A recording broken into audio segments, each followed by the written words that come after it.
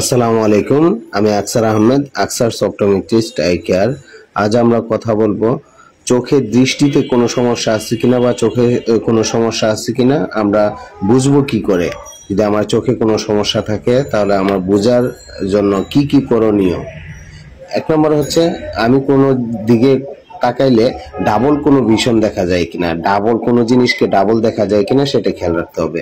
বা দুই নম্বর হচ্ছে দূরে কোনো জিনিস দেখতেছি এটাকে ঝাপসা দেখতেছি কিনা, বা কাছে দেখতেছি এটাকে ঝাপসা দেখতেছি কিনা। হ্যাঁ, আবার অনেক সময় রাত্রে বাহির হইলে, কোথাও বাহির হইলে রাত্রে কোনো কিছু দেখা যায় না, রাত্র হইলে আমি একদম ঝাপসা দেখি, যেটাকে আমি রাত কানা বলি। এরকম সমস্যা আছে কিনা দেখতে হবে। বা চোখের মধ্যে লাল লাল অনুভব করে বা পিছুটি আসে, কেতুর আসে, এরকম কোনো ভাব আছে কিনা সেটা আমার খেয়াল রাখতে হবে। ঠিক আছে। বা চোখের মধ্যে কোনো কিছু আলুর ঝলকানি আসে বা মাছির মতো আসে, এরকম কোনো সমস্যা আছে কিনা দেখতে হবে। বা চোখের পাতা ফুলে গেছে কিনা সেটাও আমার খেয়াল রাখতে হবে।